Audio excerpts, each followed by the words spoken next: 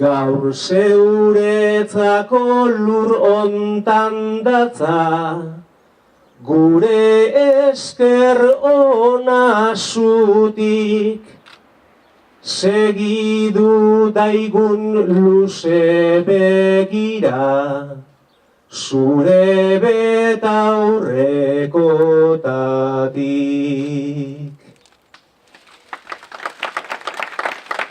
Gaur, 50 urte betetzen dira Xabi Etxebarrieta erail zutenetik.